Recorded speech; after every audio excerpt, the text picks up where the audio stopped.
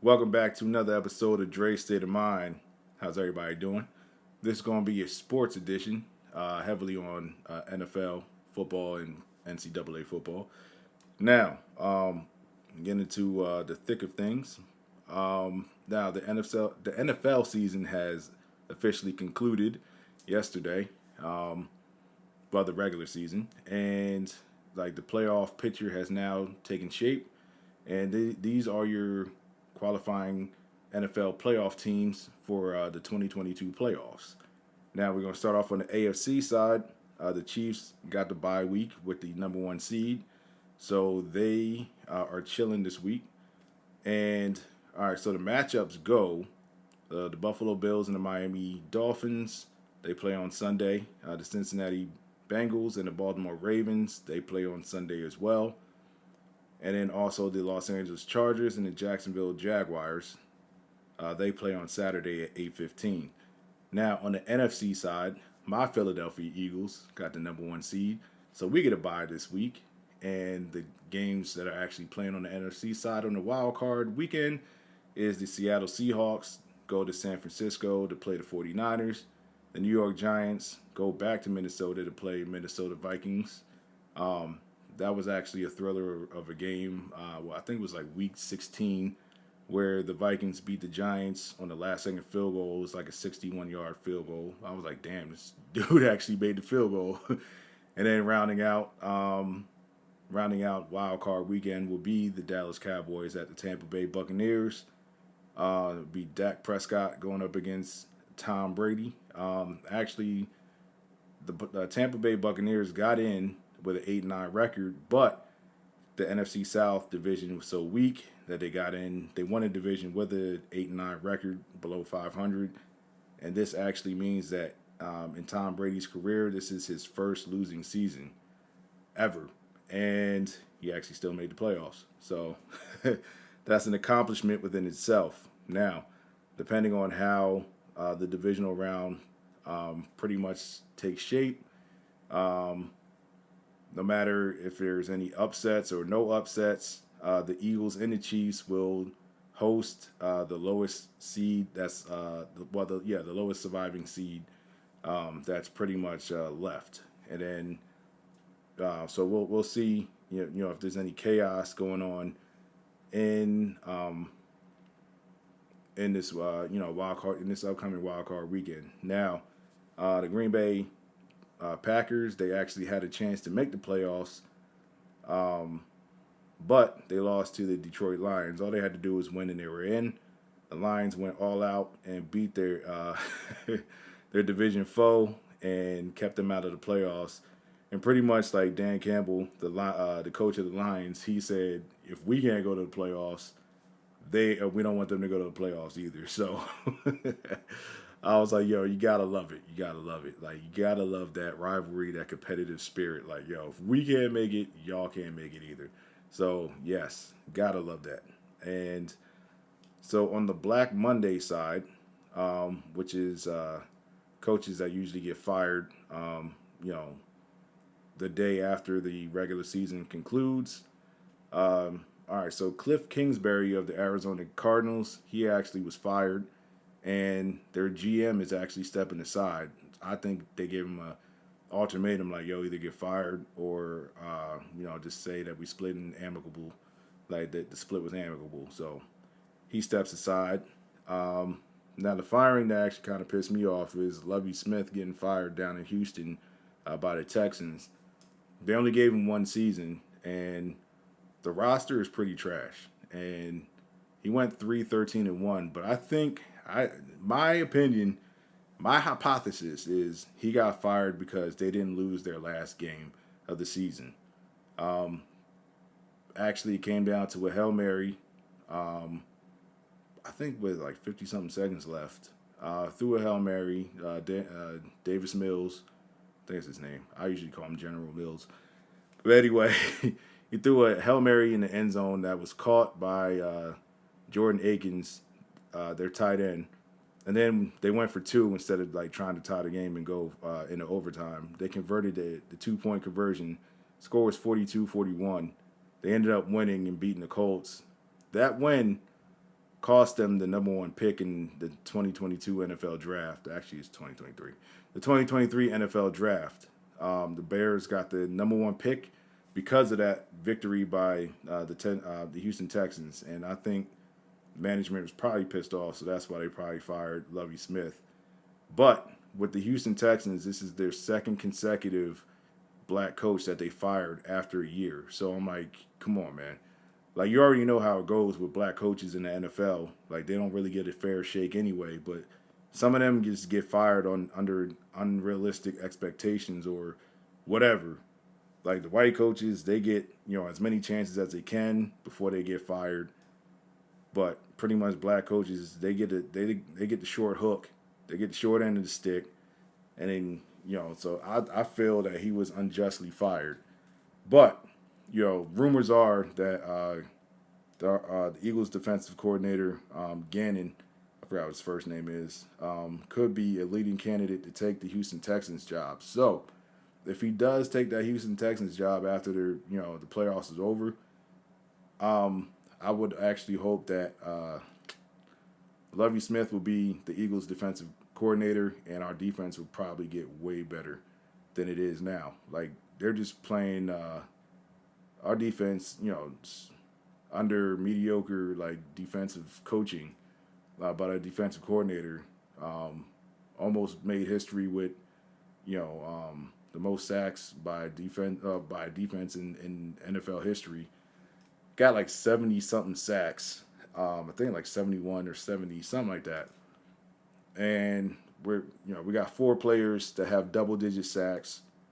Defense is balling. So that's off pure talent because some of the schemes and stuff like that and the play calls that our defensive coordinator makes right now, Gannon, kind of suspect. So luckily we got the talent to overcome incompetent coaching. So yeah, we're just so that's what's going on right now. Actually, the Browns fired their defensive coordinator. They're seeking to hire Brian Flores. Joe Woods got fired over in Cleveland. Now they're trying to blame it. I guess like he's the scapegoat, but really like the offense was pretty trash outside of I guess Amari Cooper and Nick Chubb. Really, whatchamacallit came back. Deshaun Watson, he came back from his suspension, and my boy looking real rusty right now. So, but that's what happens when you don't play in a year and a half. He sat out all 2021 season, and then this season he was pretty much suspended for like half of the season. And also in Cleveland news, their ex quarterback, Bernie Kosar, he actually was pulled from the radio show for betting on the Browns. Now, he placed a $19,000 bet on the Browns on I guess it's Tipico. It's pretty much the first sporting bet, I guess, website in Ohio, and he was donating the money to the charity, to a charity if he wins the the bet, which.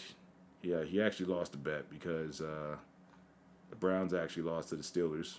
But so just placing the bet anyway, he pretty much, I guess, violated the league's policy where he, anybody who I guess like works or represents the NFL can't bet on the NFL. It's it's about the integrity of the game and things of that nature. So, I mean, it's understandable. But it was kind of silly on his part. So you can't get mad at anybody but himself. So, yeah, man. Like, there's a lot of stuff going on in the NFL. We're going to switch it over to the college scene tonight. So tonight at 7:30, it's the National College Football Playoff National Championship Game between pretty much the surprise of the playoff, TCU, which knocked off my Michigan Wolverines in the semifinal, and Georgia, who pretty much they survived the scare from Ohio State. Ohio State was a field goal away from being in the national championship game themselves, but my man pushed that shit wide left. So I'm kind of glad because I was like, yo, if my Wolverines can't make it to the championship game, I sure as hell didn't want to see the Ohio State Buckeyes make it to the NFL. I mean, make it to the college football championship game. So I'm kind of glad. Now, Utah Utes, their star quarterback Cam Rising is actually returning for his senior season. I'm pretty sure he might be a true senior. Like I'm not sure if he's a redshirt, but he is coming back. And also on the Michigan side, um, Blake Corum, our star running back, is actually coming back for his senior year as well. Well, his redshirt senior year. Now he pretty much like was a Heisman Trophy favorite until he injured his knee against the Illinois fighting Illini that game, and he didn't play in against the Ohio State Buckeyes, and then he didn't play because he had surgery on his knee. He didn't play in the college football playoff as well. We could have used him, but so I got mixed feelings about him coming back because I'm happy that he's coming back, but I'm kind of like, damn. I wish he would have went to the draft because I believe he was like a second or third projected round pick, but because the only thing that you can really risk coming back for your senior season is injury, so it's a roll of the dice. So he can either stay the same where he was, come back and win a national championship, or possibly play bad, lower his stock, or worst case scenario, get hurt again and then really drop his stock. So there, two out of the three things that could happen is bad. So that's why, if you are a projected draft choice by your junior season, I would just tell that player just go ahead, go. We're gonna miss you, but just go ahead, go. What I'm saying? That's what I would say. That's my advice that I would give to a college player who's on the border, because you could be messing up that money, man. You don't want to mess up that money. Now, TCU is actually a 12-point underdog. The last time that they actually won a national championship in college football was 1938. So pretty much, yeah, it's been a while. It's been a long time. So they will be the feel-good story of this season because they started the season unranked, and just to make it to the national championship game is a feat within itself. But they are not they're not satisfied with what they've accomplished. They want to go there and they want to go win that national championship. I do believe that they have a chance to. A lot of people don't think they do. They do, but I think they have a chance because Michigan is kind of similar to Georgia. And if they run that up tempo offense that they run, they could try to get wear down Georgia. Georgia runs they rely on the run as well, and their defense is pretty good, but it's not as good as it was last year. So I believe Georgia has some holes that TCU could expose. Now, what they have to do is they actually have to continue to get first downs and win early in the drive. They got to win on first down. They got to get bring it to 2nd and 5 or 2nd and 4 or something like that. If they get the third down, just make sure it's 3rd and short and not 3rd and long and things of that nature. So that's what I believe TCU has to do to win this game. And I'm not going to count out Max Duggan because that boy's been balling all year. So, hey, it was a very entertaining game between TCU and Michigan, and my team came out on the short end of the stick for the second time in consecutive years in the college football playoff. So, my hat's off to TCU, and it's going to be an interesting game to see if Georgia can repeat and become the first repeat champion in NCAA college football since Alabama won it in 2011 and 2012. So it's been a whole 10 years since we've had a repeat champion. So we'll see what happens with that. On the basketball side, on the NFL side, Kevin Durant is actually out. He's expected to miss like a month with an MCL sprain. Now we'll see how badly his presence will be missed because up to a couple games ago, Brooklyn was actually on I believe a 12-game winning streak that was actually snapped like 2 games ago. But you know, Kevin Durant was balling out of his mind, so this MCL sprain it's kind of coming at a bad time. But there's still a lot of the season left, so we'll see what happens to Brooklyn with him being out. Kyrie still, he's still healthy. Seems like the other pieces in Brooklyn are coming together. Ben Simmons is actually playing pretty well for his standards. So we'll see what happens. And right now,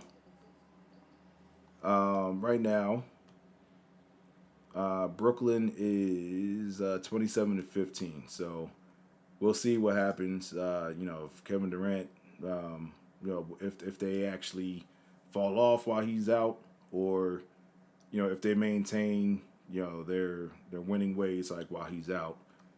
Now going into I think I'm pretty much covering almost everything. Let's see. Yeah, man. So the New York Giants is actually a surprise team that actually made the playoffs this year.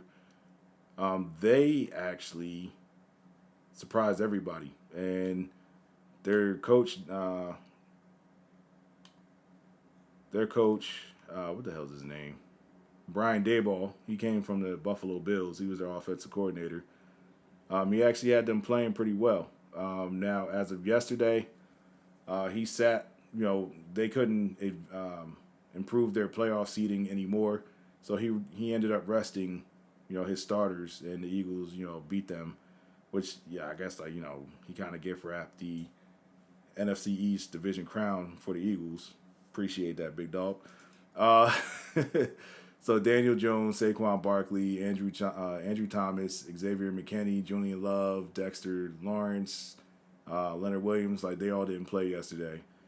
But they're going to need all of them to, pretty much show up against Minnesota.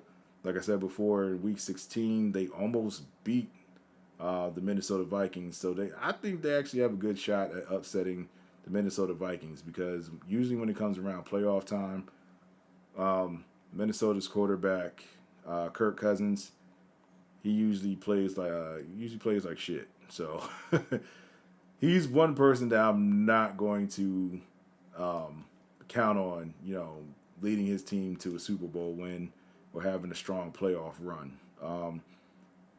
So we'll see what happens with that. Now, as far as going back to the Green Bay Packers, it's alleged that, rumors are swirling that it could possibly be Aaron Rodgers' last game. But he said he has to, think about it during the offseason, let the emotions of that loss, I guess leave and think things over logically, and not think emotionally, and think with his head. And so it's possible that he could either leave Green Bay, or it's possible that he could actually retire and just say enough is enough. I'll be happy with my one Super Bowl ring. But the one person who actually did hang it up, he announced his retirement a few weeks ago, and it's now official, is J.J. Watt, over in Arizona. Longtime Houston Texan. Believe he spent the last 2 or 3 seasons with the Arizona Cardinals. He has officially hung it up. He said that, he can still play at a high level.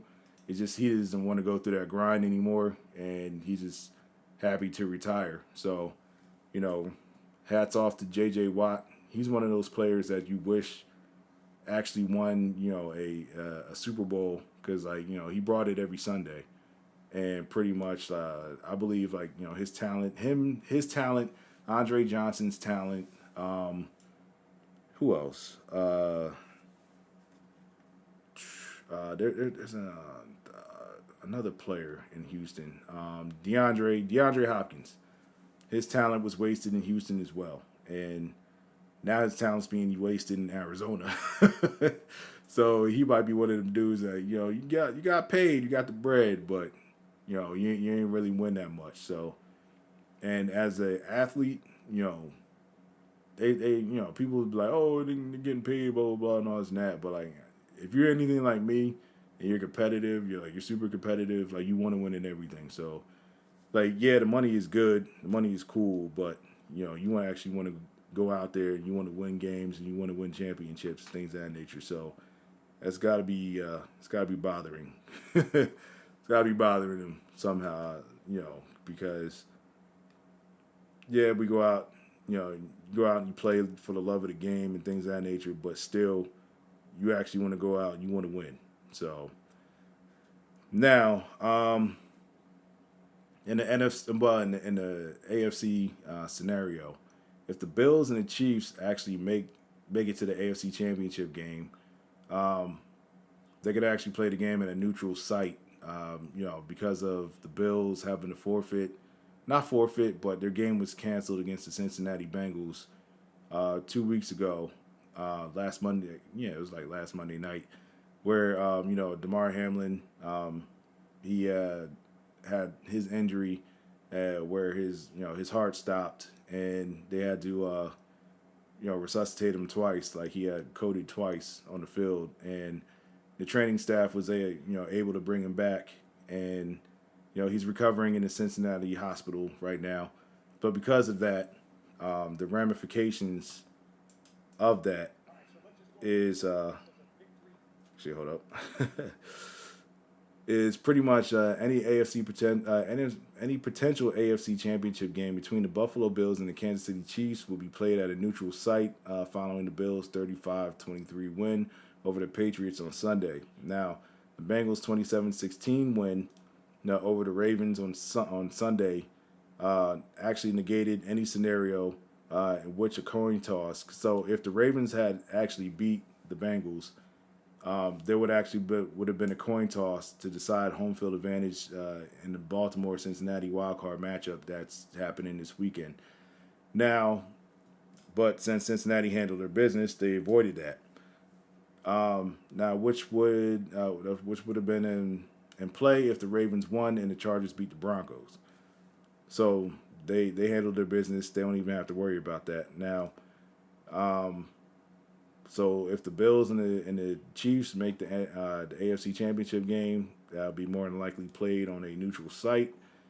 And like things just keep it's getting real wild this season. But pretty much another feel-good story of the NFL season is Geno Smith, who is actually in his 10-year career, is actually living up to expectations and playing like the number one pick that he was, or what was it, like 10 years ago? Like 2013 draft, I believe. So, there was some situation in when he was with the Jets where, shit didn't pan out. He ended up getting punched in the face by a teammate. Teammate broke his jaw. He was out for some games. He underachieved over there, but it's like with the New York Jets organization, can you really succeed with that organization anyway? Because it seems like they keep shooting themselves in the foot. So, but pretty much, he's actually balling, and he actually had a better year than the person who he replaced, which is Russell Wilson, who went to Denver, and that boy looked like he was trash. Russell Wilson had a terrible, terrible year in Denver, and they locked him up. Like as soon as they traded for Russell Wilson, they signed him to a multi-year contract extension for a lot of money. So Denver is stuck with Russell Wilson for at least, I think, 4 or 5 years. And so they have nowhere to go but up. And I don't know if they're going to rebuild or what they're going to do, but they fired their coach, Daniel Hackett, who he needed to get fired because that boy sucked. Like his game management sucked, his game plan sucked. So we're gonna see if it was Russ trying to learn that system his first year, or see what coach that they replace him with. If he looks good in the second season, then we could just blame it on Daniel Hackett. If not, then we could just blame on Russell Wilson actually declining in skill, because he took a lot of hits in Seattle. So it could be your body just catching up with you. Like look like Tom Brady, like Father Time is catching up with him in Tampa Bay.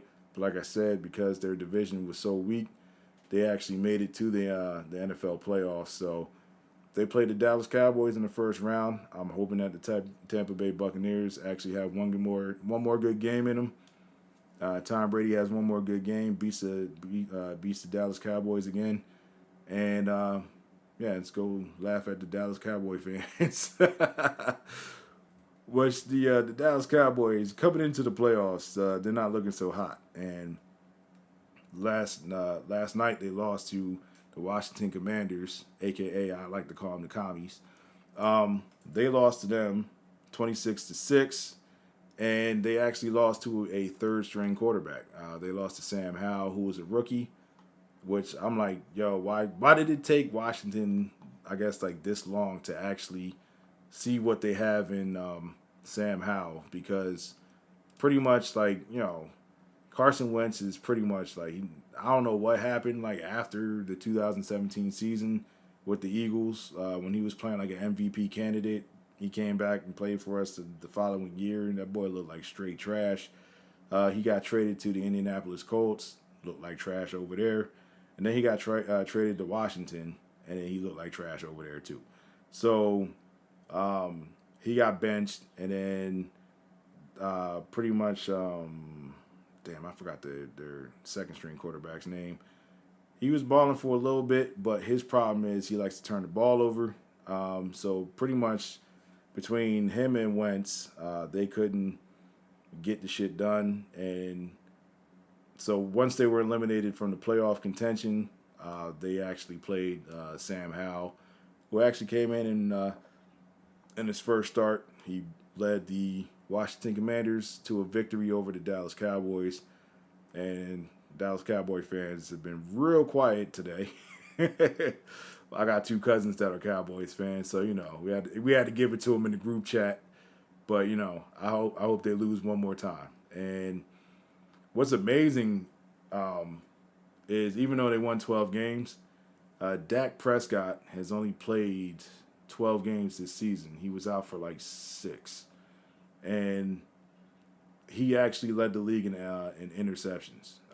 He has 17 picks in 12 games, which is absolutely horrible.